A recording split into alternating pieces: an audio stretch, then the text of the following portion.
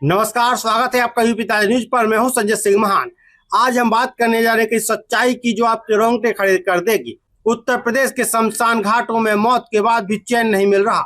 जलती चिताओं से अस्थियां गायब हो रही हैं, कब्रें खोदी जा रही हैं, शवों के अंग चुराए जा रहे हैं। क्या यह किसी गिरोह का काम है या तंत्र मंत्र की काली दुनिया का खेल? बागपत, मेरठ, बिजनौर, इन जिलों में सामने आ रही ये घटनाएं पूरे राज्य को हिलाकर रख रही हैं। तो दोस्तों, आज हम स्पेशल रिपोर्ट में कवर करेंगे इन पूरी घटनाओं को विस्तार से। तो चलिए शुरू करते हैं। सबसे पहले बात करते हैं बागपत जिले के दो घाट थाना क्षेत्र के हिम्मतपुर सुजती गांव की। यहाँ का शमशान घाट इन दिनों डर का पर्याय बन चुका है। पिछले 8 महीनों से लगातार एक रहस्यमय घटना हो रही है। किसी का अंतिम संस्कार होता है तो चिता जलती है, लेकिन तीसरे दिन जब परिवार अस्थियां लेने जाता है तो अस्थियां गायब। कुछ दिन पहले एक व्यक्ति का अंतिम संस्कार हुआ। परिवार वाले तीसरे दिन पहुंचे तो चिता के पास दीपक जल रहा था, उपले सुलग रहे थे और तंत्र मंत्र का सामान बिखरा पड़ा था। पूजा सामग्री, अगरबत्ती, नींबू, राख, लेकिन अस्थियां कहीं नहीं। ग्रामीण विजेंद्र सिंह बताते हैं, पहले लगता था कि किसी जानवर का काम होगा, लेकिन हर बार यही सीन, तांत्रिक सामान। अब रातों को खुद पहरा देना पड़ रहा है। प्रशासन का कहना है कि शिकायतें मिल रही हैं, टीम जांच कर रही है, लेकिन सवाल वही, अस्थियां कहां जा रही? क्या यह किसी गिरोह का काम है जो धार्मिक अवशेषों का गलत इस्तेमाल कर रहा है, या अंधविश्वास या तांत्रिक प्रथाओं का जाल? हिंदू मान्यता में अस्थि विसर्जन मोक्ष का अंतिम द्वार है और इसकी चोरी से आत्मा की शांति भंग हो जाती है। ग्रामीण तांत्रिक क्रियाओं का शक जता रहे हैं और डर इतना है कि गांव वाले रात में शमशान के पास जाने से कतराते हैं। अब बात करते हैं मेरठ के अजराड़ा गांव की, जहां 10 अक्टूबर 2025 को एक ऐसा केस हुआ।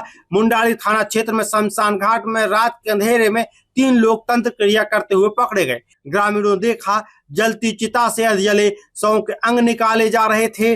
शव की खोपड़ी अलग रखी थी और पास में मिट्टी के बर्तन में चावल पक रहे थे। शमशान गांव से करीब 2 किलोमीटर दूर है।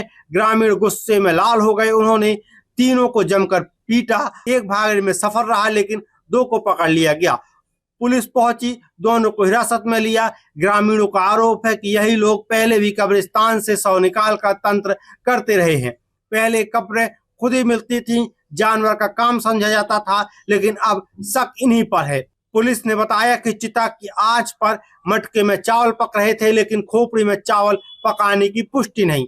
फिर भी यह सीन इतना भयानक था कि पूरा गांव सहम गया। ग्रामीणों का कहना है कि तांत्रिक को जलती चिता से शव के अंग निकालते देखा, बस गुस्सा फूट पड़ा। जांच जारी है, लेकिन सवाल उठता है, क्या ऐसे गिरोह पूरे यूपी में फैले हैं? बात करते हैं बिजनौर की। बिजनौर में 23 सितंबर 2024 को एक केस सामने आया, जहां 85 वर्षीय कारी सैफुर्रहमान की कब्र खोदी गई, उसका सिर गायब मिला। जुलाई 2024 में उसका निधन हुआ था। शव खारी कब्रिस्तान में दफनाया गया। कुछ स्थानीय लोग फातिहा पढ़ने पहुंचे तो कब्र खुली मिली। शव का धड़ था, लेकिन सिर गायब।